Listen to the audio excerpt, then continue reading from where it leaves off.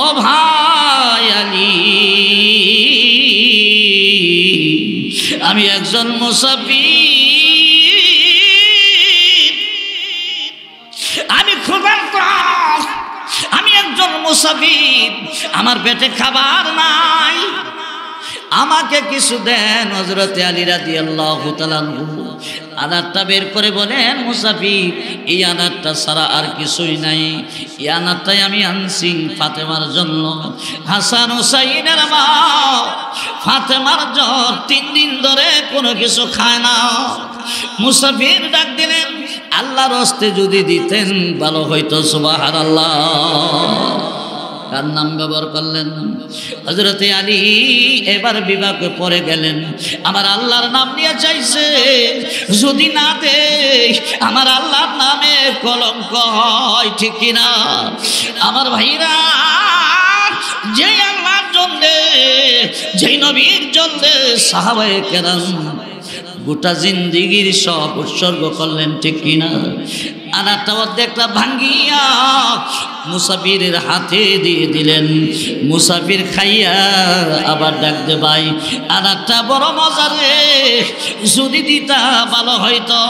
হযরতে আলী বলেন, মুসাফির, আমার স্ত্রী বিমারি, হাসানের মা হুসাইনের মা অসুস্থ, আনারটা যদি অসুস্থ না থাকতো দিয়ে দিতাম। মুসাফির কো, ভাই আল্লাহর হস্তে দেন। সুবহানাল্লাহ। সরে বলেন না আল্লাহু আকবার। মুসাফির যখন আবারও আল্লাহর হস্তে চাইলেন, হযরতে আলী রাদিয়াল্লাহু তাআলা পুরাটা আনার মুসাফিরকে দিয়া দিলেন। আমরা এলে কইলাম সরাইয়া যাত্রী বেলায় যখন, ঠিক কিনা? আল্লাহু আকবার দিয়ে খালি হাতে বাড়ির দিকে রওনা। হাতে আছে কিছু, খালি হাতে রওনা। মনটা বেজার, কি হইল রে, কি হইল? একটা আনার আনছিলাম, এই আনারটাও ফাতেমারে দিতে পারলাম না, আমার হাসান আমার হুসাইনকেও দিতে পারলাম না। আল্লাহ কেমন পরীক্ষায় আমারে ফেলে দিলেন। বাড়িতে আইসা দেখেন অভিনন্দনী বিষাদুলালি ফাতেমা রাদিয়াল্লাহু তাআলা আনহা ঘরের মধ্যে হাঁটাউটি করে, কিচ্ছু কয় না। হযরতে আলী যায় বসলেন, ফাতেমা কিছু বলে না, হাঁটাউটি করে। আমরা দেশের ফাতেমা বলে বলতো, তুমি না আনারের লাগা গেছো, কম মাংস। জামিয়া নববিয়া মাদানিয়া ইসলামিয়া মাদ্রাসা বার্ষিক সভা উপলক্ষে 5 দিন ব্যাপী তাফসীরুল কোরআন মাহফিলের সম্মানিত সভাপতি সাহেব, প্রধান অতিথি, বিশেষ অতিথিবৃন্দ, মঞ্চ উপবিষ্ট আছেন জাতির কর্ণধার, জাতির ইমানের পাহারাদার, জাতির মুকুট হযরতে উলামায়ে কেরাম, ওয়ারাসাতুল আম্বিয়াগণ, আইম্মায়ে মাসাজিদ, উপস্থিত আছেন আমার পিতৃ সমতুল্য মুরব্বী বাবারা, আমার কলিজার টুকরা যুবক বন্ধুরা, ইসলামের তালিবুল ইলম ছাত্র ভাইরা। আমি মহান মনিবের দরবারে অসংখ্য গণিত শুকর আদায় করছি এর জন্য যে আল্লাহ মেহেরবানি করে আমাদেরকে দুনিয়ার শান্তি পরকালের মুক্তির লক্ষ্যে বেহেশতের বাগানে, বেহেশতি বাগানের ফুল হইয়া, জান্নাতি মানুষ হইয়া, পৃথিবীর শ্রেষ্ঠ মজলিসে কোরআনের মাহফিলে শ্রেষ্ঠ ছাত্র হইয়া বসার তৌফিক যে আল্লাহ দিলেন, ওই মনিবের দরবারে কালিমাতুশ শুকুর একবার বলি আলহামদুলিল্লাহ। আর আওয়াজ করে বলেন আলহামদুলিল্লাহ। আমার বন্ধুরা, আমি আপনাদের খেদমতে সূরা বনী ইসরাঈলের 23 এবং 24 নম্বর আয়াতে কারিমা তিলাওয়াত করছি। রাসূলের লক্ষ লক্ষ হাদিস থেকে একটা হাদিস পাঠ করছি। যদি আমার আল্লাহ আমাকে তৌফিক দান করেন, এই আয়াত এবং হাদিস খানা সামনে রেখে কিছু কথা বলার চেষ্টা করব। ওমা তৌফিক ইল্লা বিল্লাহ। আমার তিলাওয়াতকৃত আয়াতে আলোচ্য বিষয় হলো 2টা। আলোচ্য বিষয় কয়টা? 2টা। একটা হলো হকুল্লাহ, আল্লাহর হক। আল্লাহর হকের আলোচনা আগে, তারপরে হইল বান্দার হকের মধ্যে মা বাবার হক। সুবহানাল্লাহ বলেন। আল্লাহর পরে মা বাবার হকের কথা আলোচনা করেছেন। এখানে প্রশ্ন হয়, হুজুর আল্লাহর হকের পরে নবীর হকের আলোচনা করার প্রয়োজন ছিল, নবীর হকের আলোচনা না করে আল্লাহ এখানে মা বাবার আলোচনা আনলেন কেন? আজ থেকে 3-4 দিন আগে আমি আসছিলাম, আমি এই প্রশ্নের জবাব দিয়েছিলাম যে আল্লাহর হকের পরে নবীর আলোচনা না আইনা মা বাবার হকের আলোচনা আল্লাহ, এই জন্য কারণ আমাদেরকে আল্লাহ দুনিয়ায় পাঠাইছেন, বানাইছেন আল্লাহ, সৃষ্টিকর্তা আল্লাহ, মাধ্যম হইল মা বাপ। মা বাবার মাধ্যমে আমার আল্লাহ আমাদেরকে দুনিয়ার জমিনে পাঠাইছেন। জোরে কর ঠিক কিনা? এবার নবী হোক, ওলি হোক, রসুল হোক, পয়গম্বর হোক, সাধারণ মানুষ হোক, এমপি মন্ত্রী হোক, যাই বলেন, মা বাপ ছাড়া কেউ পৃথিবীতে আসে বানাইলেন কে? সবাই বলেন মাধ্যম। মাধ্যম মা বাপ। তাহলে আল্লাহর পরে কার শান হবে? মা বাবা। নবী রসুলের মা বাপ আসেনি?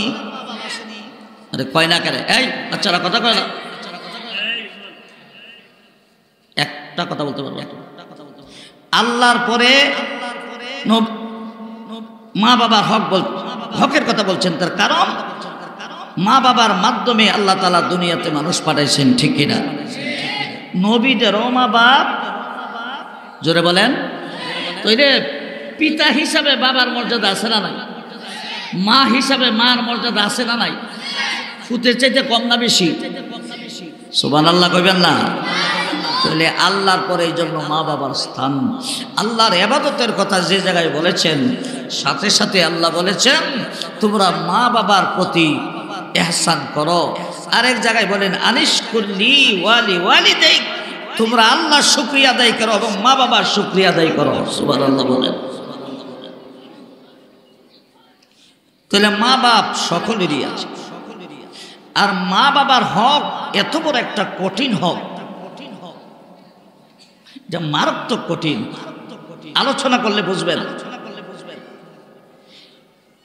মা বাপ যদি সন্তানের প্রতি অসন্তুষ্ট থাকে, এই সন্তানের নামাজ, রোজা, হজ, যাকাত, তাসবিহ, তাহলিল, দান, খায়রাত কিছুই কবুল হবে না। সুবহানাল্লাহ বলবেন না? তাহলে নামাজ পড়লেও এই নামাজ কবুল হবে না, রোজা রাখলেও রোজা কবুল হবে না যদি মা বাপ নারাজ থাকে, অসন্তুষ্ট থাকে। জোরে কন ঠিক কিনা? তাহলে মা বাবার হকটা কি দুর্বল না কঠিন? জোরে বলেন, জোরে বলেন। আরে কেমন কঠিন! নবীর সাহাবী মুসলমান হইছে, বাপ নাই, ভাই নাই, বোন নাই, শুধু বৃদ্ধা মা। রসুলের সাহাবীর নাম সাদ ইবনে আবি ওয়াক্কাস রাদিয়াল্লাহু তাআলা। সাদ ইবনে আবি ওয়াক্কাসের মা বলেন, পুত্রে, ও ফুত, তুই যে মুসলমান হইছ, আমার খাওন দিব কেডা? আমার কিভাবে বেঁচে থাকতে হবে? আমি কেমনে বেঁচে থাকতে? সাদ ইবনে আবি ওয়াক্কাস বলেন, তোমার খানা আমি দিতে পারবো কিনা? যেহেতু তুমি মুশরিকা, মূর্তি পূজারী, তোমার খানা আমি মুসলমান হইয়া দিতে পারবো কিনা? আমি রসুলকে জিজ্ঞাসা করে আসি। বলেন সুবহানাল্লাহ। রসুলকে যায়া জিগাইলেন, হুজুর আমার মা তো মুশরিকা, আমি আমার মার ভরণ পোষণ দিতে পারবো কিনা? ইসলামে অনুমতি আছে কিনা? রসুল বলেন আনিস করলি, আল্লাহ রসুল বলেন যে দেখো সাহাবী, ওয়াহাসিন ওয়ালাউ কানা কাফেরা, তোমার মা বাবার ভরণ পোষণ তোমার দিতে হবে যদিও তোমার মা মুশরিকা, কাফের। সুবহানাল্লাহ বলেন। তুমি মুসলমান হইছো অসুবিধা নাই, মা মুশরিকা, কাফের, এই কাফের মার ভরণ পোষণ দেওয়া তোমার উপর ওয়াজিব। সুবহানাল্লাহ কইতেন না? এই সোনার ছেলেরা, মার লগে রাগ কইরা, বাবার লগে রাগ কইরা, সুন্দরী বউ লইয়া দূরে চলে যাও, মার খবর লও না, বাপের খবর লও না, তোমার ইহকালের জীবনও বিফল, পরকালের জীবনও বিফল। জোরে বলেন, কথা ঠিক কিনা? রসুল বলেন রিয়াদাল্লাহ ফি রিদাল ওয়ালিদাইন ওয়া সাকাতুল্লাহ ফি সাকাতিল ওয়ালিদাইন। আল্লাহ রসুল বলেন, উম্মত শোনো, তোমার মা বাপ যদি তোমার প্রতি রাজি থাকে, তোমার মা বাপ যদি তোমার প্রতি সন্তুষ্ট থাকে, আল্লাহ পাকও তোমার প্রতি সন্তুষ্ট। মা বাপ যদি অসন্তুষ্ট হয়, আল্লাহও অসন্তুষ্ট। সুবহানাল্লাহ বলেন। তাহলে বোঝা গেল মা বাপ ছাড়া আল্লাহ পাওয়া যায় না, মা বাপ ছাড়া নবী পাওয়া যাবে না, মা বাপ ছাড়া জান্নাত পাওয়া যাবে না, ঠিক কিনা? আরে মা বাবা কত বড়, কত বড়। রাসূলের এক সাহাবী এসে বলেন, ইয়া রাসূলুল্লাহ, ইয়া হাবিবাল্লাহ, আমি আমার মার খেদমত করি, আমি আমার বাবার খেদমত করি, আমার মা বাপ আমাকে গালিগালাজ করে, আমার মা বাপ আমাকে গালিগালাজ করে, খেদমতের পরেও করে। এখন আমার কি করতে হবে? আল্লাহ রাসূল বলেন, গালিগালাজ করলেও তুমি মা বাবার খেদমত করতে হবে। সুবহানাল্লাহ। হুজুর আমি সব দেই, আমাকে দেখতে পারে না। রাসূল বলেন, তোমার গোশত কাটিয়া কি মা বাপকে দিতে পারবা? বলে না, গোশত কাটিয়া যেমন দেওয়া যাবে না, মা বাবার হক আদায় করা যাবে না। আমার বন্ধুরা, সাদ ইবনে আবি ওয়াক্কাস রাদিয়াল্লাহু তাআলা আনহুর মা রাগ করছে, রাগ করে বলে, সাদ তুমি যে মুহাম্মাদের কালিমা গ্রহণ করেছ, যতক্ষণ পর্যন্ত কালিমাটা না ছাড়বা, আমি তোমার মা, ততক্ষণ পর্যন্ত খাবো না, কোনো কিছু পানও করব না। আমি না খাইয়া এই দুনিয়া থেকে বিদায় হইব। 3 দিন 3 রাত চলে গেলেন, 3 দিন 3 রাত চলে গেলেন, খায় না, পানও করে না। তুমি কালিমা না ছাড়লে না খাইয়া মরবো, কলঙ্কের পাতিল তোমার কপালে ভেঙ্গে দিয়ে যাবো। মানুষ বলবে সাদের কারণে সাদের মা না খাইয়া মারছে, না খাইয়া মরে গেছে। পরে রইলেন সাহাবী রাসূলের কাছে দৌড়ে এসে বলেন, ইয়া রাসূলুল্লাহ, ইয়া হাবিবাল্লাহ, আমার মা 3 দিন ধরে পানাহার করে না। আমার মা আমাকে বলে পানাহার না করে উপাস থেকে মারা যাবে, কালিমা না ছাড়লে। আমি কি করব? আল্লাহ রাসূল বলেন, না, কালিমা ছাড়া যাবে না, ঈমান ছাড়া যাবে না। মা মারা গেলেও তোমার আমলনামায় গুনাহ হবে না, কারণ আল্লাহর হক বড়। কার হক বড়? সে বলে, কার হক বড়? এবার সাদ ইবনে আবি ওয়াক্কাস এই কথা শুনে দৌড়াইয়া, নবীজির কথা শুনে দৌড়াইয়া মার কাছে গেলেন। যায় বলে, মা, এ মা শোনো, আজ 3 দিন ধরে পানাহার করো না, 3 দিন ধরে কোনো কিছু খাও না। মা, আমি কালিমা না ছাড়লে কোনো কিছু খাইবাও না, পানও করবা না।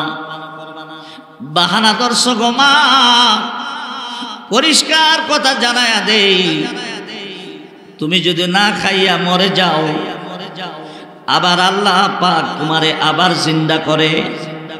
আবার যদি না খাইয়া মারা যাও, আবারও যদি আল্লাহ তোমারে জিন্দা করে, আবারও যদি না খাইয়া মরে যাও, আবার যদি আল্লাহ তোমারে জিন্দা করে, আবার যদি না খাইয়া মরে যাও, আবার যদি জিন্দা করে, এইভাবে 100 বার যদি মরো আর জিন্দা হও, মা জেনে রাখবা তোমার সাদ কালিমা ছাড়বে না।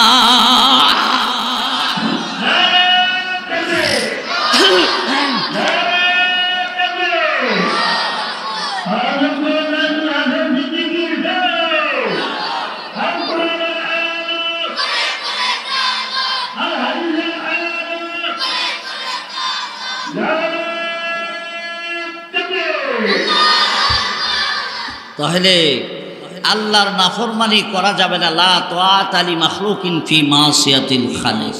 আল্লাহর নাফরমানি করে কোনো মখলুকের অনুকরণ করা যাবে, কথা ঠিক কিনা? তাহলে আমার বন্ধুরা আসেন, মা বাবার হক কত বড় কত কঠিন। ফতোয়ার কিতাবে আছে, কোন মা বাপ যদি সন্তানকে সম্পত্তি থেকে বঞ্চিত করে দেয়, সম্পত্তি থেকে সন্তানকে বঞ্চিত করে যদি দেয়, এবার সন্তান মা বাবার সাথে কেমন আচরণ করা লাগবে? ফতোয়ার কিতাবে পরিষ্কার লেগেছে, কোন সন্তানকে যদি মা বাপ সম্পদ থেকে বঞ্চিত করে দেয়, বঞ্চিত করে দিলে ওই সন্তানের ওপর ওয়াজিব মা বাবার ভরণ পোষণ দেওয়া। জোরে বলেন সুবহানাল্লাহ। যদি মা বাবার কোনো কিছু না থাকে, ওই সন্তানের ওপর ওয়াজিব মা বাপকে ভরণ পোষণ দেওয়া, যদিও কোনো কিছু না দেয়। এখন প্রশ্ন হয়, আমরা 4 ভাই, 3 ভাইকে বাবা সম্পত্তি দিল, আরেক ভাইকে দিল না, এর বিচার কি শরীয়তে? এর বিচার শরীয়তে আল্লাহর নবী বলেন, 3 ছেলের দিয়া 1 ছেলের যদি না দেয়, বাবা ভুল করেছে, এর জন্য বিচার করবেন আল্লাহ। জোরে বলেন, বিচার করবে কে? মান কাতা মিরাসা ওয়ারিসিহি কাতা আল্লাহ মিরাসাহু ফিল জান্নাহ। আল্লাহ নবী বলেছেন, কোন মানুষ ওয়ারিসকে মিরাস থেকে বঞ্চিত করলে আল্লাহ তারে জান্নাত থেকে বঞ্চিত করে দিবে।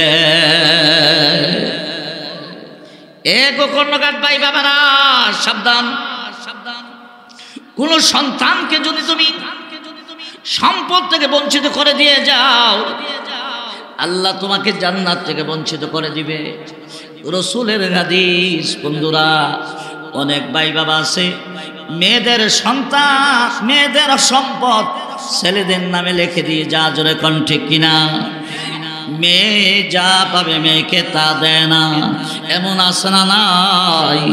সাবধান করে দিয়ে যাই, কিয়ামতের দিন জান্নাত হারা হয়ে যাইবা। হাশরের ময়দানে এই অপরাধের জন্য আল্লাহ তোমাকে জাহান্নামে ফেলে দিবে। ভাই, বহু ঘটনা আছে। এক বেচারার 2 মাইয়া 1 ছেলে, জমিন আছে বাবা 2 কানি। জমিন কদ্দুর? ইসলামের বিধান 2 মেয়ে পাবে 1 কানি, আর ছেলে একা পাবে 1 কানি। 2 মেয়ের সমান 1 ছেলে পায়। বাবা করছে কি রে ভাই? ছেলেকে বঞ্চিত, মেয়েদেরকে বঞ্চিত করার জন্য রেজিস্ট্রি অফিসে যাইয়া ছেলেদের নামে 2 কানি জমিন রেজিস্ট্রি করে দিয়া বাড়িতে আইছে। বাড়িতে এসে বাড়িটা পর্যন্ত ছেলের নামে দিয়ে দে, মেয়েদেরকে দেয় নাই। এবার মেয়েরা খবর পাইল আব্বা ভাইয়ের নামে বাড়ি জমি দলিল করে দিয়েছে। খবর পাইও মেয়েরা না শোনার বান্দরে বাড়িতে বসে আছে। চাচি টেলিফোন করে বলে, এ মরিয়ম রহিমা, খবর পাইছনি চাচি? কি খাবার? রহিমা গো, শোনো নাই মরিয়ম গো, তোমার বাবা কালকে রেজিস্ট্রি অফিসে যাইয়া বাড়ি জমি সব তোমার ভাইকে দলিল করে দিয়েছে। দিছে? বলে হ্যাঁ। আমাদের জন্য রাখে নাই? বলে না, রাখে নাই। মেয়েরা না শুনিয়াও না শোনার বান্দরে পরে রইলেন। 2 দিন পরে বাবা বুদ্ধি করছে পুত্রে লইয়া। কি বুদ্ধি?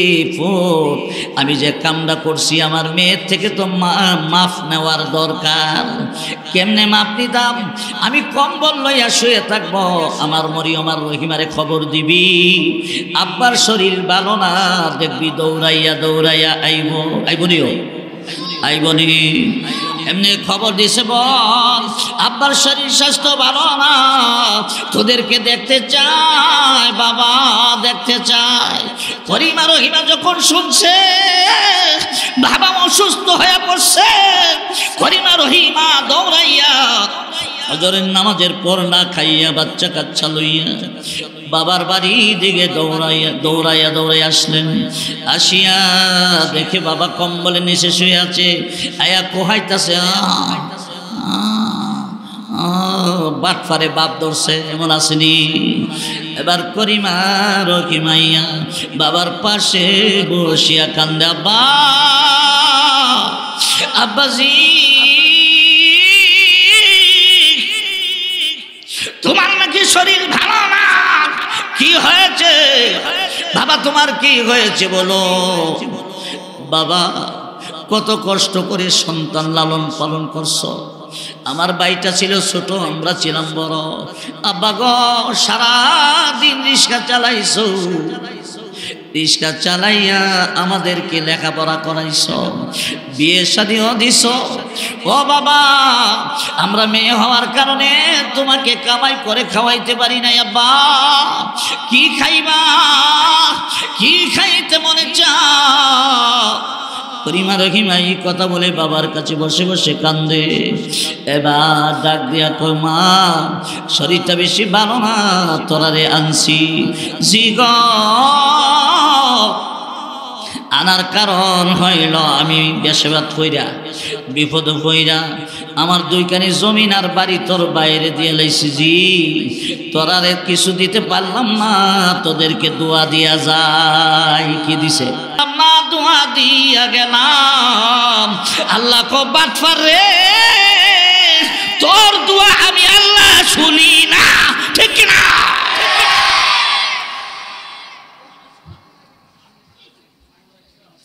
আমার বন্ধনা করিমা রহিমা ডাক দিয়া,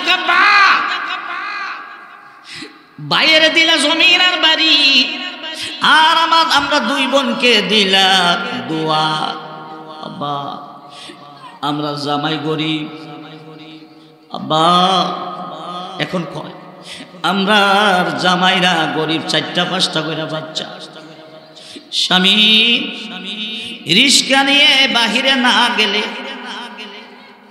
আমরা বাচ্চা নিয়ে পানি পান করে করে ক্ষুধার্ত থাকি, উপাস থাকি। আকাশে যখন বৃষ্টি বাদল থাকে আমরা ছেলে মেয়েরা কান্দে, মা খানা দাও। বলি বাবা রে, তোর বাবা রিস্কা নিয়ে যেতে পারে নাই, চাউল নাই, খাবার নাই, কান্দিস না। আল্লাহু আকবার, বিস্কুট খাওয়াইয়া রাখি, এরপরেও মার কাছে অভাবের কথা বলি না, বাবার কাছে বলি না। কেন গো? সন্তানের কষ্টের কথা শুনলে বাবা মার কষ্ট হবে। আব্বা গরিবের কাছে বিয়ে দিছ, ভাবছিলাম বাবার বাড়ি থেকে কিছু পাইলে 2-1 শতক জায়গা কিনে বাচ্চাদেরকে দিয়ে যাব, মনের আশা মনে রইল, পূরণ হলো না। চলে যাই, দোয়া লইয়া চলে যাই, ডাইরেক্ট মুফতি সাহেবের কাছে যায়, বলে হুজুর আমরা আব্বা আমার ভাইকে জমিন দিছে, বাড়ি দিছে, আমরা দোয়া দিছে, কিতাব খুলে দেখেন বাবার বিচারটা কি হবে। মুফতি সাহেব বলে, মা আমার নবী বলেছে, মান কাতা মিরাসা ওয়ারিসিহি কাতা আল্লাহু মিরাসাহু ফিল জান্নাহ। যেই ব্যক্তি ওয়ারিসের মিরাসকে বঞ্চিত করে, ওয়ারিসকে মিরাস থেকে বঞ্চিত করে, আল্লাহ তারে জান্নাত থেকে বঞ্চিত করে দিবে। মা তোমার আব্বাকে আল্লাহ জান্নাত দিবে না, তোমার আব্বা জাহান্নামে যেতে হবে। নাউজুবিল্লাহ। জোরে কও। লাভ হইছে না লস হইছে? লাভ হইছে না লস হইছে? আমও গেছে, সেলাও গেছে। জোরে কন ঠিক কিনা? আমও গেছে, সেলাও গেছে। ও বাবারা, রসুল বলেন তার 2টা মেয়ে আছে, তার জন্য একটা জান্নাত আছে। এক সাহাবী বলেন, ইয়া রাসূলুল্লাহ আমার 3 মেয়ে। রসুল বলেন তোর জন্য জান্নাত। সুবহানাল্লাহ। আল্লাহ রসুল বলেন, যার 2টা মেয়ে আছে অথবা 3টা মেয়ে আছে অথবা 2টা বোন আছে, লালন পালন করে ভালো পাত্রর কাছে বিয়ে দিলে আল্লাহ তারে জান্নাত দিবে। জোরে কোন সুবহানাল্লাহ। জোরে বলেন আল্লাহু আকবার।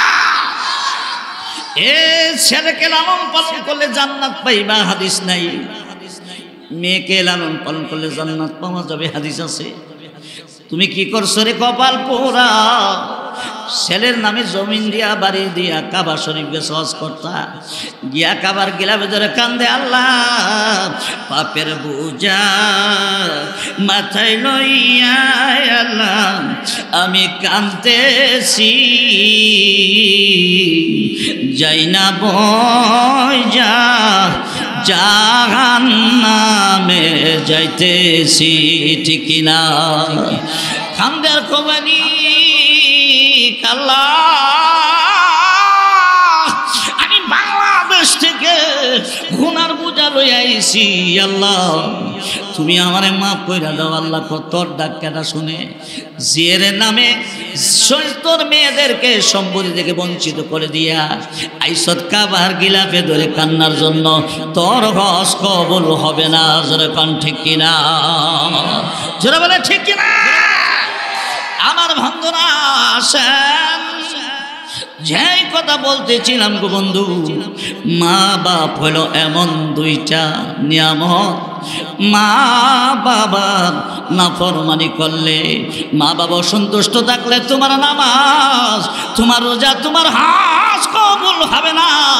মা যদি তোর জন্য দোয়া দেয় সন্তান তুই জান্নাতে যাবি, রসুল বলেন মা বাপ তোর জান্নাত, মা বাপ তোর জাহান্নাম। জোরে কোন ঠিক কিনা? আমার বন্ধুরা মা বাবার দোয়ার বদলেছে আল্লাহর ওলি বাইজি, আল্লাহর ওলি হয়েছেন। জোরে কোন ঠিক কিনা? আমার প্রাণের ভাইরা, আপনারা শুনেছেন ওয়াইস কারনী রহমতুল্লাহি আলাইহির কথা। ওয়াইস কারনী ওয়াজ করেনি, পাগলা আমরা কই। ওয়াইস করেনি কেমনে বলি হইছে? মার দোয়া বলি হইছে। জোরে কোন সুবহানাল্লাহ। ওয়াইস কর্ণীর বাড়ি হইল ইয়ামান দেশে, বাড়ি কই? জোরে কোন। ইয়ামানের কুরুন গ্রামে ওয়াইসের বাড়ি। যেহেতু ওয়াইসের ইয়ামানের কুরুন গ্রামে ওয়াইসের বাড়ি, এই জন্য কারনী বলা হয়।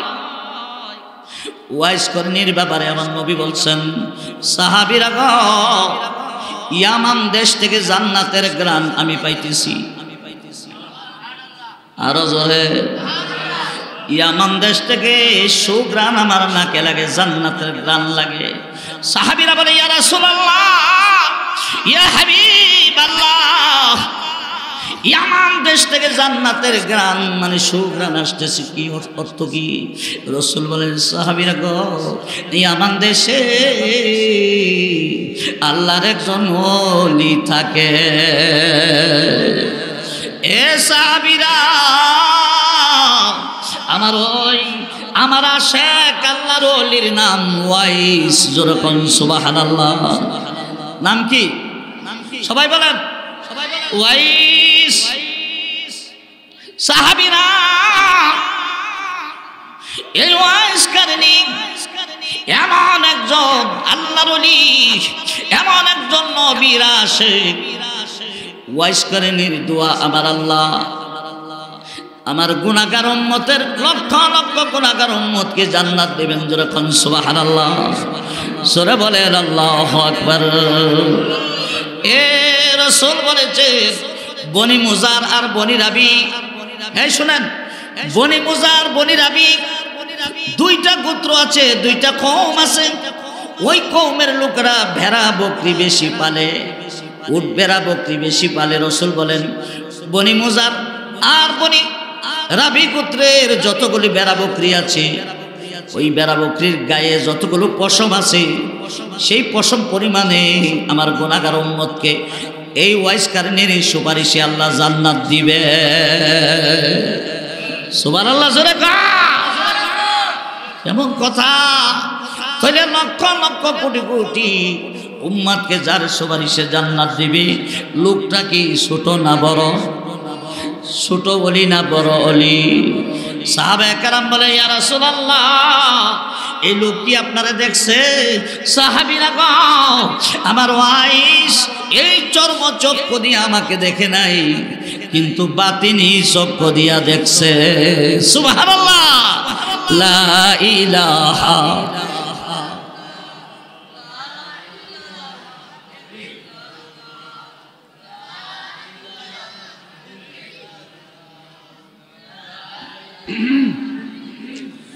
মাশাআল্লাহ লা ইলাহা ইল্লাল্লাহ লা ইলাহা ইল্লাল্লাহু মুহাম্মাদুর রাসূলুল্লাহ সাল্লাল্লাহু আলাইহি ওয়াসাল্লাম। খেয়াল করেন বন্ধুরা, আল্লাহ নবী বলেন সাহাবীরা চর্মচক্ষু দিয়ে আমারে দেখে নাই, বাতিনি চোখ দিয়া দেখছে। সাহাবীরা বলেন ইয়া রাসূলুল্লাহ, আপনি বলেছেন আপনার আশিক, আপনার জন্ম পাগল এবং আল্লাহ পাকের আশিক, আপনার পাগল হইলে আপনাকে দেখতে কেন আসলো না? ইয়ামান দেশে থাকে, আপনাকে কেন দেখতে আসলেন না? আপনার সাথে কেন দেখা করলেন না? আল্লাহর নবী বলে সাহাবীরা আমার ওয়াইস দুই কারণে আমার সাথে দেখা করতে পারে নাই। সুবহানাল্লাহ বলেন। কয় কারণ? সবাই বলেন। এক নাম্বার কারণ হইল আমার ওয়াইস তার পুরাটা জিন্দেগি রুটিনের উপর চালায়। কখন ঘুমাবে, কখন খাবে, কখন কি ইবাদত করবে, কখন আমার সুন্নতের উপর আমল করবে, পুরাটা জিন্দেগি রুটিনের উপর চালাইছে। আবার গরিব মানুষ উট রাখালিও করে, বকরি রাখালিও করে। এই তার হাতে কোনো সময় নাই, একটা মিনিট টাইম নাই কোথাও যাওয়ার। এত আবাদত করে। আমি নবীর সুন্নতের আমল এত বেশি করে, জোরে কোন সুবহানাল্লাহ। দুই নাম্বার সাহাবীরা, দুই নাম্বার তার আমল, তার একজন মা আছে অন্ধ, চোখে দেখে না। এই মার খেদমতের জন্যে কোথাও আজ যেতে পারে না। সাহাবীরা আমার ওয়াইস আমার কাছে চিঠি লিখেছেন, ইয়া রাসূলুল্লাহ, ইয়া হাবিবাল্লাহ, আমার মন পাগল হয়ে গেছে আপনাকে দেখার জন্য। নবী গো, আমি পাগল পারা হয়ে গেছি আপনাকে দেখার জন্য, কিন্তু আমার মা অন্ধ, আমার মার খেদমত করনেওয়ালা কেউ নাই। আমি কার কাছে আমার মাকে দিয়ে আসবো? আমি উত্তর লিখেছি ওয়াইস আসতে হবে না, মার খেদমত করো। জোরে বলেন সুবহানাল্লাহ। রে ওয়াইস, তোর মা খেদমত করবে, মা খেদমতের দ্বারাতে আল্লাহ পাক তোরে ওলি বানাইয়া দিছে। সুবহানাল্লাহ। ওয়াইস রে, তোর সকল দোয়া কবুল হয় মার দোয়ার কারণে। জোরে কোন সুবহানাল্লাহ।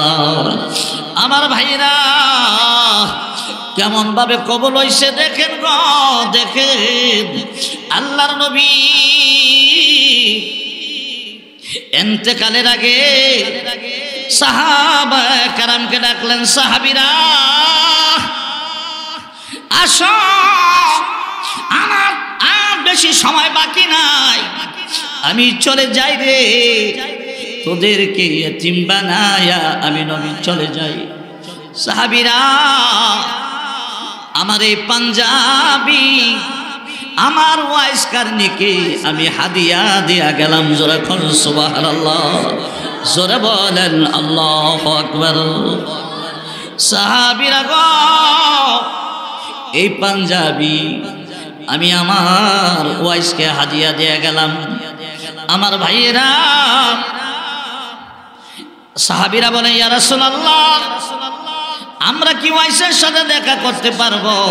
আল্লাহ নবী বলেন না, তোমাদের সাথে দেখা হবে না, দেখা হবে আমার ওমর আর আলীর সাথে। যেরকম সুবহানাল্লাহ।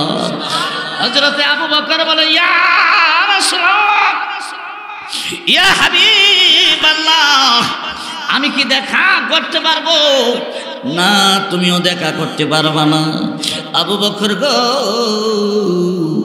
আমার ওয়াইসের সাথে দেখা হবে ওমর আর আলীর। জোরে বলেন সুবহানাল্লাহ।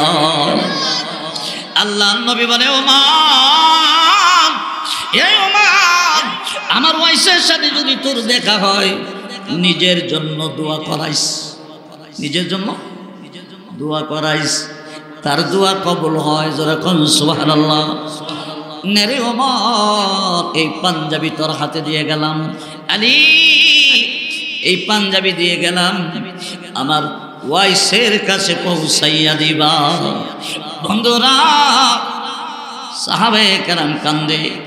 আবু বকর সিদ্দিক ভাবছিলেন নবীর পাঞ্জাবি আমি আবু বকর পাবো। হযরতে ওমর ভাবছিলেন নবীর পাঞ্জাবি মুবারক আমি ওমর পাবো। হযরতে উসমান ভাবছিলেন আমি পাবো, আলী ভাবছিলেন আমি পাবো। না গো না, ওনারা কেউ পাঞ্জাবি পাইলেন না। পাঞ্জাবি মুবারক পেয়ে গেলেন ওয়াইস কারনী।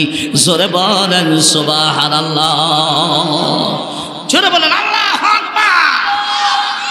আমার প্রাণের ভাইরা, আল্লাহ নবীর ইন্তেকালের পর খলিফাতুল মুসলিমিন হলেন হযরতে আবু বকর সিদ্দিক রাদিয়াল্লাহু তাআলা আনহু। 2 বছর পরে তিনি মারা গেলেন। দ্বিতীয় খলিফা হলেন হযরতে ওমর ফারুক রাদিয়াল্লাহু তাআলা আনহু। দ্বিতীয় খলিফা হওয়ার পরে ব্যস্ততা যখন বেড়ে যায়, হঠাৎ করে একদিন হযরতে ওমর ডেকে বলে, ও আলী, চলো চলো ইয়ামান দেশে যাব, ওই নবীজির পাঞ্জাবি মুবারক লইয়া। সুবহানাল্লাহ। হযরতে ওমর রাদিয়াল্লাহু তাআলা আনহু আর আলী দুইজনে পাঞ্জাবি মুবারক নিয়ে হযরতে ওমর রাদিয়াল্লাহু তাআলা আনহু কুফাতে গেলেন। আগে জামে মসজিদে নামাজ পড়াইয়া মুসল্লিদেরকে বলেন, কুফাবাসীরা, ওয়াইস কারনী নামে কোনো পাগল তোমাদের মাঝে আছে কি? বলে না, চিনি না। তিনি চলে গেলেন ইয়ামানের করুণে। যেরকম সুবহানাল্লাহ।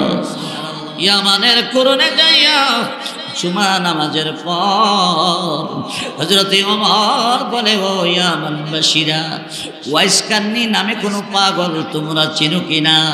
হঠাৎ করে ওয়াইস কারনীর চাচার সামনে হযরত ওমর পড়ে গেলেন। দেখে বলেন, আমিরুল মুমিনিন, ওয়াইস কারনী একজন আছে, আমার ভাতিজার নাম। সুবহানাল্লাহ বলেন। হযরতে ওমর দেখে বলেন,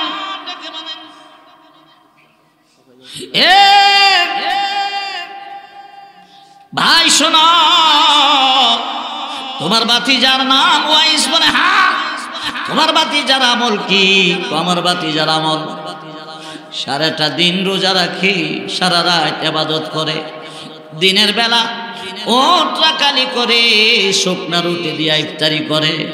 মানুষ যখন হাসে আমার ভাতিজা ওয়াইস তখন কান্দে। মানুষ যখন কান্দে গো আমার ভাতিজা তখন হাসে। জোরে বলেন সুবহানাল্লাহ। একটু জিকির দেন। আমি একটু পাগল হয়ে গেছেন, আমি বলবো তো। একটু জিকির দেন। সামনের দিকে আসেন। লা ইলাহা, সামনের দিকে আসেন। লা ইলাহা ইল্লাল্লাহ, লা ইলাহা। সামনের দিকে, সামনের দিকে। মাশাআল্লাহ, লা ইলাহা। মাশাআল্লাহ, আসেন সামনের দিকে আসেন। লা ইলাহা ইল্লাল্লাহ, লা ইলাহা ইল্লাল্লাহ, লা ইলাহা। পাহাড়েরি পাহাড়েরি ঝরনা সম ঘটে ওঠে দেওয়ানা, সবেদারি ওলিরা ওই করেছে ইনাম সাধনা। লা ইলাহা ইল্লাল্লাহ, লা ইলাহা।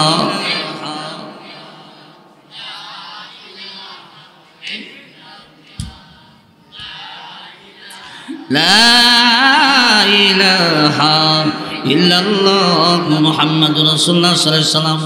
ওয়াইস কারনীর চাচা দেখে বলে, আমিরুল মুমিনিন, আমার ভাতিজার আমল হইল সারা দিন রোজা রাখে, সারা রাত নামাজ পড়ে, ইফতারি করে শুকনা রুটি দিয়া, শুকায়া কঙ্কাল, আর মানুষ যখন হাসে আমার ভাতিজা তখন কান্দে, মানুষ যখন কান্দে আমার ভাতিজা তখন হাসে। হযরত ওমর দেখে মানে আলী গো, তিনি ওয়াইস হবে, চলো। ডাক দিলাম, আপনার ভাতিজা কোথায় থাকে গো? ওই একটা মাঠের মধ্যে, চড়ার মাঠে উট রাখে, বকরি রাখে। হযরত ওমর ডেকে বলে, আলী চলো মাঠের দিকে যাই, যাইয়া দেখি একটা লোক জীর্ণ শীর্ণ কালো, সারা শরীরের পশম লম্বা লম্বা। আমার বন্ধুরা মাঠের মধ্যে উট বকরিগুলো ছেড়ে দিয়া লাঠি দিয়ে একটা দাগ দেয়। সুবহানাল্লাহ। মাঠের চতুর্পাশে দিয়ে একটা দাগ দেয়, দাগ দিয়া নামাজে দাঁড়াইয়া যায়। উট বকরিগুলো দাগ পার হইয়া যায় না, যখন সুবহানাল্লাহ। তিনি নামাজ পড়ে। হযরত ওমর আর আলী রাদিয়াল্লাহু তাআলা দাঁড়িয়েছেন। তিনি নামাজ পড়েন, দাঁড়িয়ে আছেন। নামাজ শেষ করে সালাম ফিরাইলেন, ফিরাইয়া পেছন দিকে তাকিয়ে দেখেন দুইজন মানুষ দাঁড়ানো। ওয়াইস ওনাদেরকে সালাম দিলেন, সালামের জবাব দিলেন। এবার হযরতে ওমর বলে, এ ভাই তোমার নাম কি? ওয়াইস বলে, আমার নাম আব্দুল্লাহ। নাম কি? হযরতে আলী বলেন, আরে আব্দুল্লাহ তো সবাই, তুমি আব্দুল্লাহ, আমিও আব্দুল্লাহ, এই পৃথিবীর সবাই আব্দুল্লাহ। আব্দুল্লাহ মানে আল্লাহর বান্দা। আমরা কার বান্দা? তোমার আসল নাম কি বলো? ওয়াইস ডাক দিয়া, কো ভাই কোথায় থেকে আসলেন? আমার আসল নাম দিয়া কাম কি? আমার আসল নাম কেন খোঁজেন? হযরতে আলী বলেন, ভাই প্রত্যেকের একটা আসল নাম থাকে, বলো না রে ভাই, বলো না। তিনি বলেন, আমার আসল নাম হইল ওয়াইস। সুবহানাল্লাহ। হযরত ওমর ডাক দিলেন, আলী গো, আল্লাহর নবী যে বলেছে তার সারা শরীরের লোম থাকবে বড়, দুই হাতের বাম পাশে সিবিতি দাগের মতো দাগ থাকবে। নজর করে দেখো, দুই হাতের বাম পাশে সিবিতি দাগ আছে। জোরে জোরে কোন সুবহানাল্লাহ। হযরত আলী দেখে বলে, তোমার দুটো হাত সামনের দিকে লম্বা করে দাও। দুটো হাত সামনের দিকে লম্বা করে দিলে লক্ষ্য করে দেখেন বাম পাশে দুইটা সিবিতি দাগের মতো দাগ, আসলে সিবিতি না। হযরতে ওমর হাতটা টান দিয়ে নিয়ে চুমা দিলেন। সুবহানাল্লাহ। হযরতে আলীও চুমা দিলেন। এবার ওয়াইসটাকে, আপনারা কারা গো? আমার পরিচয় জানতে চান এবং আমার হাতে চুমা দিলেন। কোথায় আপনার বাড়ি? কোথায় থেকে আসলেন? হযরতে ওমর ডেকে বলে, ভাই আমরা এসেছি মদিনাতুল মুনাওয়ারা থেকে। জোরে বলেন সুবহানাল্লাহ। ওয়াই ডেকে বলে, মদিনা তো আমার নবীজির দেশ, নবীর দেশের মানুষ। আপনারা কারা গো? আপনারা কত বড় ভাগ্যবান, কত বড় কপালওয়ালা মানুষ আপনারা। কারা গো? হযরতে ওমর বলে, ওয়াইস রে, আমি নবীর গোলাম ওমর, তিনি হযরতে আলী। সুবহানাল্লাহ। জোরে বলে। এমনি ওয়াজ করেনি হযরতে আলী রাদিয়াল্লাহু তাআলা হাতে ধরে চুমা দিয়ে কান্না শুরু করলেন। ভাই আলী, কত ভাগ্যবান আপনারা, আপনি নবীজির আদরের কন্যা ফাতেমার স্বামী। কত বড় কপাল তো আলী রে, জান্নাত থেকে যে ফাতেমার জন্য খাবার আসে। সুবহানাল্লাহ। ও ভাই, ওয়াইস কারণে এই দিকে ঘটনা টান মারলেন। হযরতে আলীর বাড়িতে একদিন জান্নাত থেকে আপেল আসছিল। সুবহানাল্লাহ। ঘটনাটা কি রে ভাই? ফাতেমার জান, ফাতেমার জান ঘরে খাবার নাই, ঘরে কোনো ফল ফসলাদি নাই। হযরত আলী বলেন, ফাতেমা কি খাইবা, কি খাইতে তোমার মনে চায়? হযরত ফাতেমা বলেন, স্বামী গো কিছুই খাবো না। ফাতেমা বলো না, বলো না।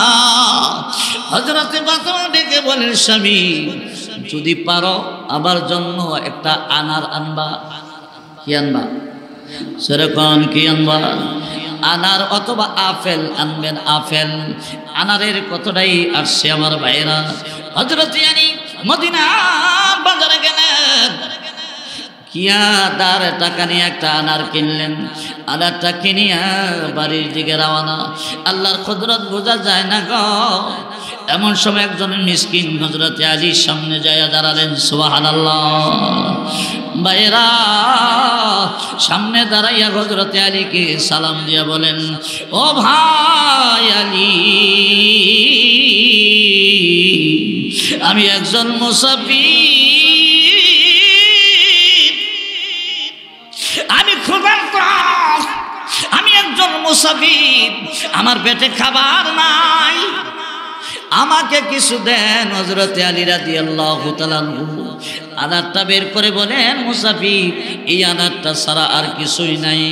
এই আনারটাই আমি আনছি ফাতেমার জন্য। হাসান হুসাইনের মা ফাতেমার জ্বর 3 দিন ধরে কোনো কিছু খায় না।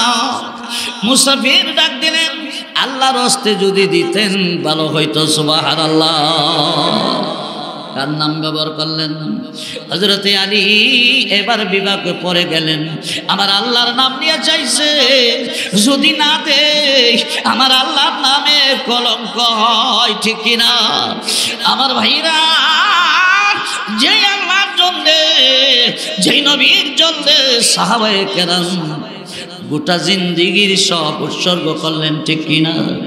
আনারটা অর্ধেকটা ভাঙ্গিয়া মুসাফিরের হাতে দিয়ে দিলেন।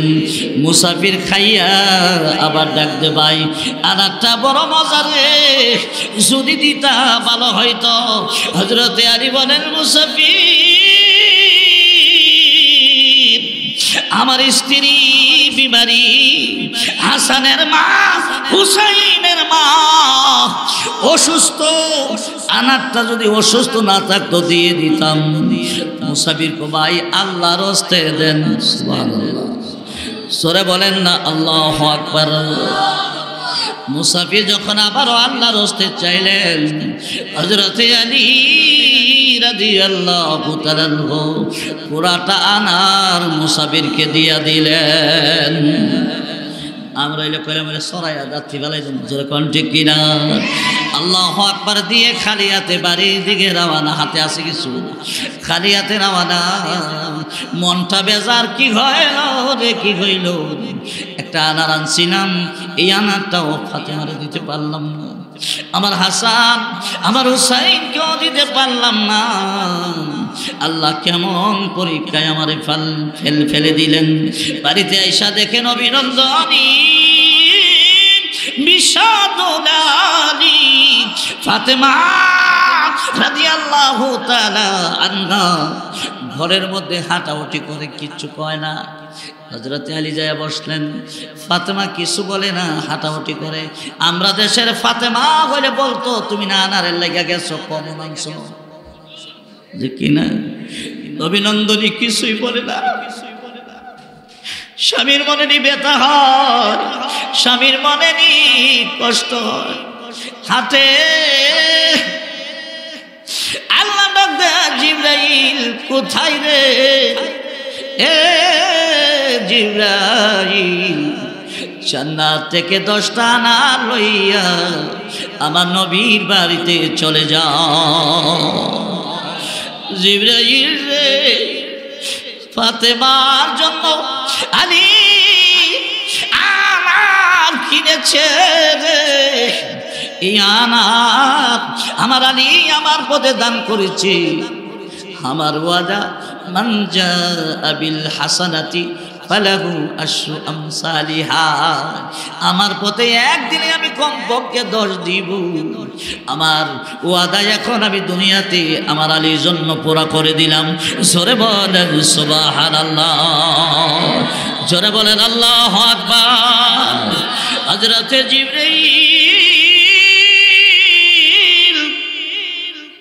জান্নাত থেকে আনার লইয়া নবীজির দরবারে হাজির। সুবহানাল্লাহ। নবীকে এসে সালাম দিলেন, আসসালাতু ওয়াসসালামু আলাইকা ইয়া রাসূলুল্লাহ, আসসালাতু ওয়াসসালামু আলাইকা ইয়া হাবিবাল্লাহ, ইয়া রাসূলুল্লাহ, আল্লাহ জান্নাত থেকে আনার পাঠাইছেন। নবী বলে, জিবরিল কার জন্য আনার পাঠাইলেন? জিবরিল বলে, নবীজি এই আনার আপনার ফাতেমার জন্য পাঠাইলেন। সুবহানাল্লাহ। হাসান হুসাইনের জন্য আনার পাঠাইলেন। নবী খুশি না বেজার? নবী ডাক দিলেন, জিবরাইল, জিবরাইল গো, আমার ফাতেমার জন্য আল্লাহ আনার পাঠাইলেন? বলে হ্যাঁ। পুরা ঘটনা জিবরাইল নবীরে শোনায়া দিলেন। নবী ডাক মারছে, ওমর, ওই ওমর কোথায় রে? ওমর আয় রে, আমার আল্লাহ আমার ফাতেমার জন্য জান্নাত থেকে আনার পাঠাইছেন। সুবহানাল্লাহ, জোরে বলেন আল্লাহু আকবার। জান্নাত থেকে আনার পাঠিয়ে দিছে। 10টা আনার হযরতে ওমরের হাতে দিয়া নবী বলে, যাও আমার আলীর বাড়িতে দিয়ে আসো। আনারগুলি লইয়া হযরতে ওমর হযরতে আলীর বাড়ির গেটে, গেট পাইব কি খেজুর পাতার বেড়া, ডাক দেন, আলী, ও ভাই আলী, ধরে আসতেন ভাই ওমর, কি ব্যাপার? নাও রে আনার নাও। কে দিছে? আল্লাহ পাঠাইছে। সুবহানাল্লাহ, আল্লাহ পাঠাইছে। বলে হা। আনারগুলি নিয়া হযরত ওমর দেখে না, ই আনার তো মক্কা মদিনার আনা নয়। ও আলীও বলেন, না রে ভাই ওমর, ই আনার তো মক্কা মদিনার আনার নয়। ঠিকই হতে পারে, আমার আল্লাহ পাঠাইছেন। জোরে কোন সুবহানাল্লাহ। এবার হযরতে ওমর একটা আনার রাখছে, রাইখা 9টা দিলেন। হযরতে আলী গণলেন, গনে দেখে 9টা। হযরতে আলী দেখে বলে, ওমর তুমি না বলছো আল্লাহ দিছে? কো আল্লাহই তো দিছে। না না, আল্লাহ দেয় নাই। হযরতে আলী বলেন, আল্লাহ দেয় নাই। ওমর বলেন, আল্লাহ দিয়েছে। হযরতে ওমর বলে, আল্লাহ দিছে। আলী বলেন, আল্লাহ দেয় নাই। হযরত ওমর এক পর্যায়ে আল্লাহ দিছে না কেমনে বুঝছেন? বুঝেছি রে, আল্লাহর ওয়াদা, মান জাআ বিল হাসানা ফালাহু আশরু আমসালিহা।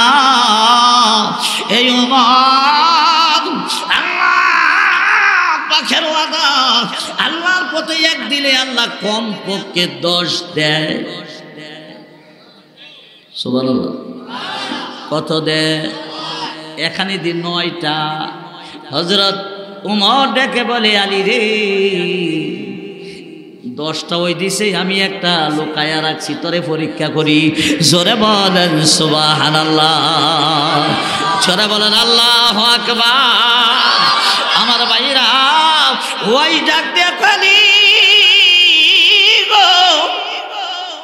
আল্লাহ তো ফাতেমার জন্য জান্নাতের ভিতর থেকে আনার পাঠাইছি। ই আনার খাইছো, কত বড় কপাল তোমাদের। ভাইরা, এই কথার দিকে ওয়াইস ইঙ্গিত দিয়ে বললেন, জান্নাতি খাবার দুনিয়ায় বসে খাও। খালি গো, কত বড় কপাল তোমার। ওমা, তোমারও তো কত বড় কপাল, নবীজিকে নিজ চোখে দেখছো।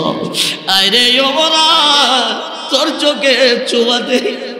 খালি রে, আই রে, আমি ওয়াইস তোদের চোখে চুমা দেই। যেই চোখ দিয়ে আমার নবী দেখছ, আমি তো নবী দেখলাম না রে ওমর আলী। এবার হযরত ওমর দেখে বলে, ওয়াইস রে, ওয়াইস আমার জন্য দোয়া কইরো। নবী বলছে তোমার থেকে দোয়া নেওয়ার জন্য ভাই আমার জন্য দোয়া করবেন, আপনার জন্য আমি দোয়া করি। কি ব্যাপার ওয়াইস রে, যদিও তুই মদিনায় থাকস নাই রে, যদিও আমার দেশে থাকস, কত বড় কপাল রে ওয়াইস তোর। নবীজির জামা মোবারক আবু বকর পায় নাই, আমি ওমর পায় নাই, উসমানও পায় নাই, আলীও পায় নাই। এই রে দেখ আমার নবীর দেওয়া পাঞ্জাবি, আল্লাহু আকবার, আমার নবীর দেওয়া পাঞ্জাবি তার জন্য রাসূল হাদিয়া দিয়া গেছে। এমনি দেখে বলেন নবী কি বলেছে রে ওমর, ওয়াইস রে নবী বলছে উম্মতের জন্য দোয়া করতিস। সুবহানাল্লাহ। পাঞ্জাবিটা লইয়া, পাঞ্জাবিটা চুমা দিয়া বুকে লাগায়া ও একটা মাঠের কিনারায় দৌড় দিয়া গিয়া পড়লেন। সুবহানাল্লাহ। পাঞ্জাবিটা রেখে দিয়া সাজদায় পড়ে আল্লাহকে ডাকে, মালিক ও আল্লাহ, তোমার হাবিব আমাকে পাঞ্জাবি দিয়ে দিছে, এই পাঞ্জাবি ওমর আর আলী আমার কাছে নিয়ে আইছে, এদের দায়িত্ব পুরা করেছে। আল্লাহ গো তোমার হাবিব আমার এই পাঞ্জাবি দিছে আর উম্মতের জন্য দোয়া চাইছে, তোমার কুদরতি পায়ে পড়লাম, যতক্ষণ পর্যন্ত উম্মত মুহাম্মাদীর 16 আনা গুনাহগারের গুনাহ না মাফ দিবা আমি তোমার নবীর পাঞ্জাবি গায়ে দিব না। সুবহানাল্লাহ। মাফ না দিলে এই পাঞ্জাবি আমি গায়ে লাগাবো না। আমার ভাইরা এইভাবে সাজদায় পড়ে আল্লাহর ওলি কান্দে, গায়েব থেকে আওয়াজ হওয়াইছে কান্দিস না। বনি মুজার আর বনি রাবি গোত্রে যতগুলি উট বকরি ছাগল বেড়া আছে, এই বেড়া ছাগল বকরির গায়ে যতগুলো পশম আছে, এই পশম অনুযায়ী উম্মতে মুহাম্মাদীর গুনাহগারের গুনাহ আমি আল্লাহ ক্ষমা করে দিয়েছি। নবী কইছেন নি বনি মুজার আর বনি রাবি করতে ছাগল বেড়া বকরির গায়ের পশম পরিমাণ গুনাহ মাফ দিব? গায়েব থেকে আওয়াজ হয়, এরপরে ওখো আল্লাহ মানি না, মানব না। আল্লাহু আকবার। মানি না, আমি মানব না। 16 আনা গুনাহগারের গুনাহ মাফ দিবা। আল্লাহ পাকের কুদরত। হযরতে ওমর তো ব্যস্ত মানুষ, মদিনার গভর্নর আমির, একটা মিনিটের জন্য কোথাও যাওয়ার সময় নাই। হযরত ওমর এক কদম দুই কদম করে গিয়া ডাক দিলে, ওয়াইস রে ওঠ আর কান্দিস না, আমি চলে যাব। সুবহানাল্লাহ। সেজদা থেকে মাথা উঠাইয়া ডাক দে, ওমর, এ ওমর, সর্বনাশ করে ফালাইছো, সহ্য হইল না, আমারে সুযোগ দিলা না। 16 আনা গুনাহগারের গুনাহ মাফ না করাইয়া আমি সেজদা থেকে মাথা উঠাইতাম। ওমর রে, বনি মুজার আর বনি রাবি গোত্রের ছাগল বেড়া বকরির গায়ের পশম পরমান গুনাহগার উম্মতের গুনাহ আল্লাহ মাফ করছে, আমি মানি নাই। আমি বলছি 16 আনা গুনাহগারের গুনাহ ক্ষমা করতে হবে। যেরকম সুবহানাল্লাহ। জোরে বল আল্লাহু আকবার। আমার ভাইরা, এই ছিল ওয়াইসুল কারনির জিন্দেগির একটা করুণ ইতিহাস। ভাইরা আমি বলতেছিলাম ওয়াইস কারনি ওলি হইছে কেমনে, মার খেদমত করে। জোরে কোন সুবহানাল্লাহ। তাই তোরে ভাই আমার আল্লাহ সূরা বনী ইসরাঈলের 23 এবং 24 নম্বর আয়াতে কারিমায় বলেন, ওয়াকাদা রাব্বুকা আল্লা তা'বুদু ইল্লা ইয়্যা ওয়া বিল ওয়ালিদাইনি ইহসানা ইম্মা ইয়াবলুগান্না ইনদাকাল কিবারা আহাদুকুমা أو كلاهما فلا تقل لهما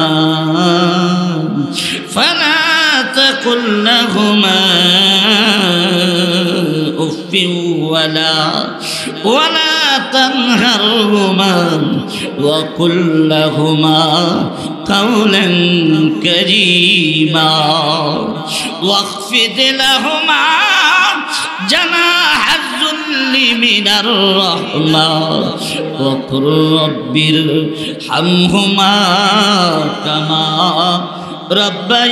ربياني صغيرا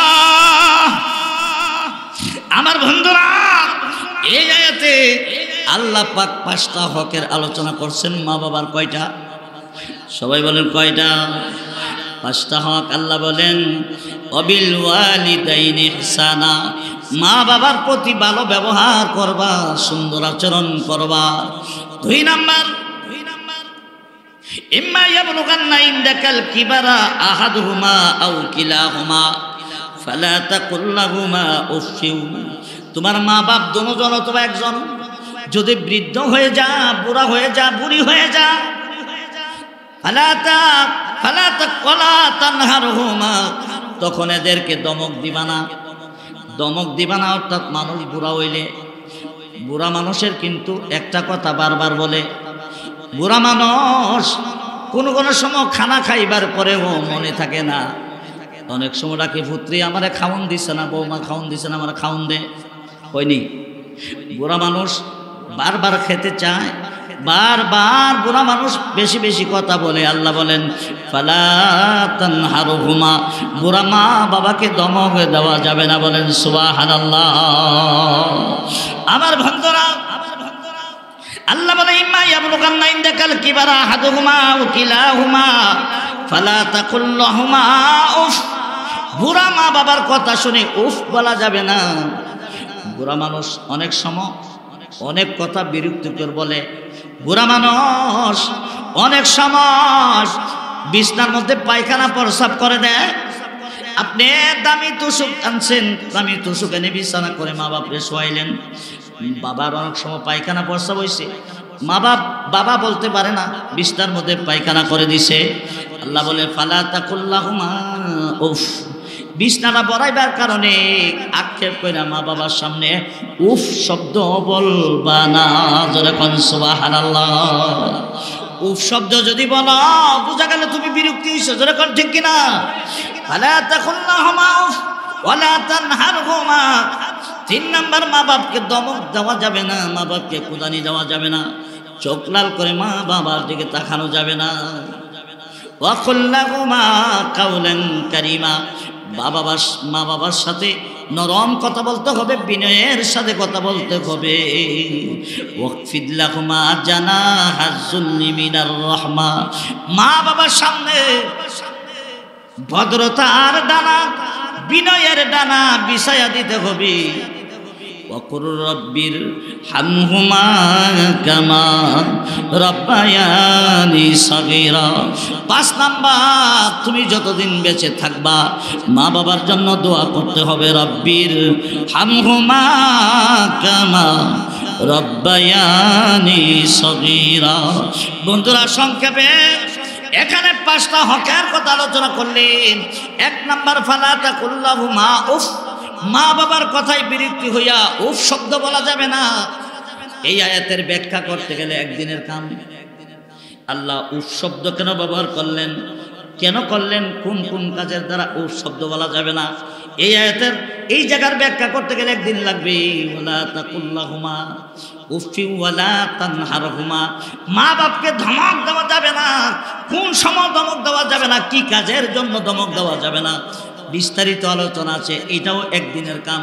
এইভাবে পাঁচটা হক বাবারা এখানে আছে ও যুবকের দল মা বাপ বলো তোর জান্নাত মা বাপ বলো তোর জাহান্নাম আল্লাহ রসুল এক সাহাবী রসুলের এক সাহাবী বলে ইয়া রাসূলুল্লাহ ইয়া হাবিবাল্লাহ আমার একটা আমল দেন যে আমলের কারণে আমি ইহকালেও কামিয়াব হইব পরকালেও কামিয়াব হইব আল্লাহ রসুল বলেন তোর মা বাবা আসেনি কোলে আসে যা মা বাবার খেদমত কর আল্লাহ রসুল বলেন সাহাবী মা বাবার খেদমত করো, ইহকালেও কামিয়াব হইবা, পরকালেও কামিয়াব হইবা। শোনো শোনো, একটা লোকমা খাবার যদি মা বাপকে খাওয়াও, একটা লোকমার বিনিময় আমার আল্লাহ খুশি হইয়া জান্নাতে তোর জন্য একটা বাড়ি বানাবে। আরো আসতে কোন সুবহানাল্লাহ। 2 লোকমা খাওয়াইলে 2টা বাড়ি পাবি, 3 লোকমা খাওয়াইলে 3টা বাড়ি পাবি। আপনারা গোকর্ণঘাটের মা বাপ কি শুধু 1 লোকমা খানা কাটিলি? আরো বেশি গা, এক একটা লোকমার বিনিময় একটা করে বাড়ির মালিক হবি রে যুবক। ভালো করে শোন, বিশ্বাস করে কিনপর, এটা বিশ্ব নবীর কথা, এটা আমার বানানো কথা নয়। আমার প্রাণের ভাইরা, এক সাহাবী বলেন, ইয়া রাসূলুল্লাহ, ইয়া হাবিবাল্লাহ, আমি জিহাদে যেতে চাই। আল্লাহ রাসূল বলেন, তোর কি মা বাপ আছে? জি হুজুর, আমার মা বাপ আছে। যা, তুই মা বাবার খেদমত কর, জিহাদে যাওয়া লাগবে না। মা বাবার খেদমত করলে আল্লাহ জিহাদের সওয়াব তোর আমল নামাই দিবে। আমার বন্ধুরা, মা বাপ কত বড় রে বন্ধু। আল্লাহ রাসূল বলেন, সন্তান যদি দূরে থাকে, মা বাপ যদি গ্রামে থাকে, মা বাপকে দেখার জন্য যদি সন্তান ঘর থেকে বের হয়, এক একটা কদমের বিনিময় আমার আল্লাহ 3টা করে পুরস্কার দেয়। যেরকম সুবহানাল্লাহ। এক একটা কদমের বিনিময়ে পুরস্কার কয়টা? 1 নাম্বার 100 গুনাহ মাফ, 2 নাম্বার পুরস্কার 100 নেকি, 3 নাম্বার পুরস্কার 100 দরজা বুলন্দ। যেরকম সুবহানাল্লাহ।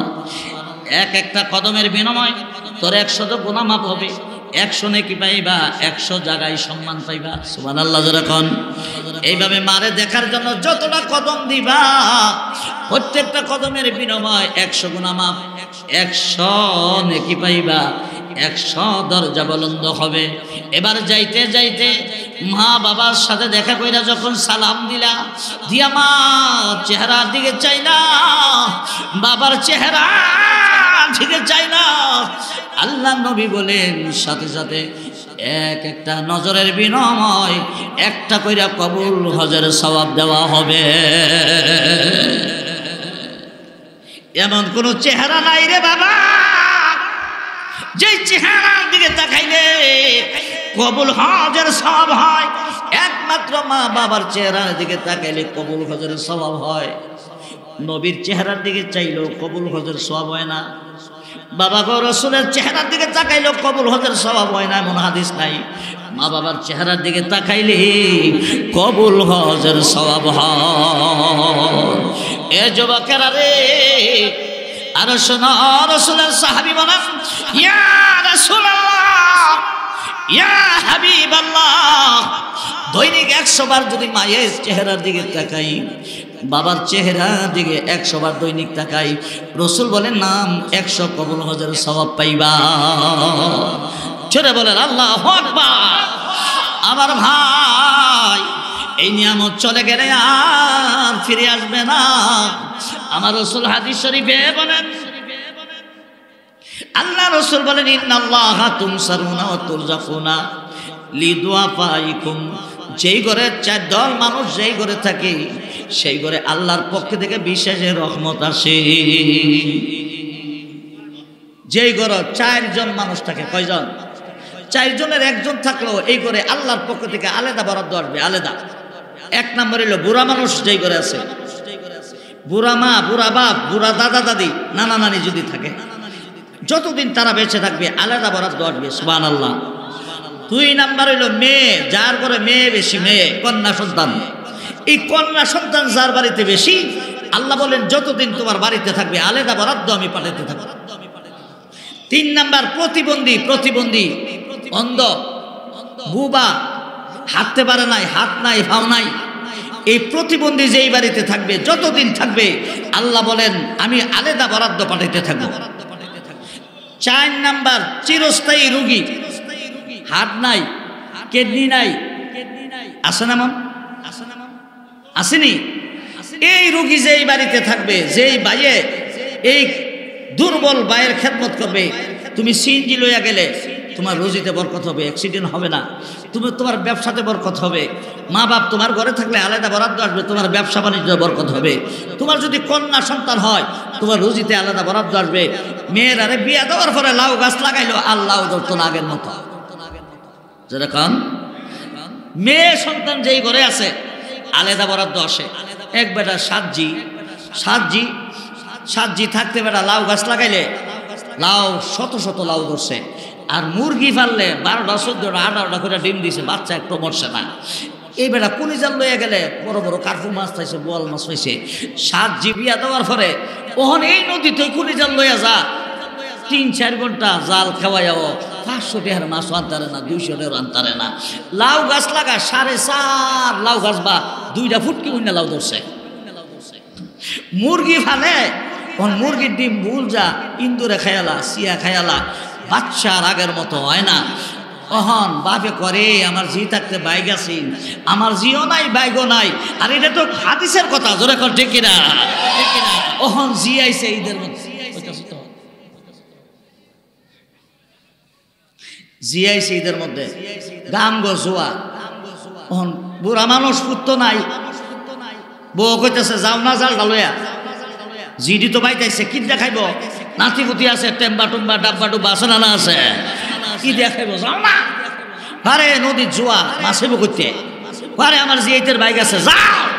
পুনি জাল দিয়ে বুড়ারে ফালাইছে। বুড়া গিয়ে কি আর আগের মতো খেউ দিতারে?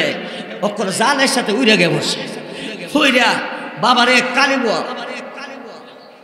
বল 5 কেজি ওজনের বুড়া ফেসাইয়া বুসাইয়া কান্দলে দিছে। আবার আল্লাহ আমার জিও আইছে, বাইগো আইছে, জোরে করে আল্লাহু আকবার। মা বাপ থাকতে রুজি রোজগার বরকত হইছে। কোন বুড়া মা ও মরছে, বাপও মরছে, সিএনজি ফেরে জায়গা খাদ্য অ্যাক্সিডেন্ট করে হাত পেয়ে গেলিছে, নাক সে চালাইছে, আরেক ফোলা ঘুষে দিয়ে নাহার বদলাবে গেলিছে। এমন হয় কি হয় না? মাপ শেখো বাপ দশা লাগছে রে, মা দশা বাপ দশা না। মা বাপ থাকতে আলাদা বরাদ্দ আইছে, মাও নাই বাপও নাই সাহায্যও নাই। যেটা ঠিক কিনা? ঠিক কিনা? প্রতিবন্ধী ভাই একটা আছে, যতদিন ফালবা আল্লাহ তোমার আযাব গজব বিপদ থেকে বাঁচাইব।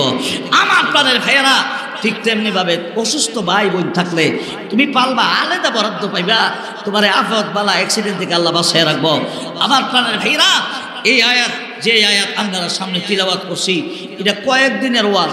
এটা একদিনে আধা ঘন্টা আর 1.5 ঘন্টায় শেষ করা যেত না। আমার শেষ কথা, এই মাদ্রাসায় নববিয়া আছে, এটা কিয়ামত পর্যন্ত থাকবে। এটাতে আমরা সবাই একমত কিনা হাত উঠিয়ে দেখা। নারে তাকবীর, কুরআন সুন্নাহর আলো, কুরআন সুন্নাহর আলো, নারে তাকবীর। ওয়াজটা তো মাত্র শুরু হয়েছে। আচ্ছা যাক, আচ্ছা ওয়াজটা শুরু হয়েছে, এটা ইনশাল্লাহ শেষ হইব। যদি এই বছর কমপ্লিট না দিই তারি, ইনশাল্লাহ বাঁচলে আগামীতে কমপ্লিট হইব। আমার প্রাণের ভাইরা, এই মাদ্রাসাটা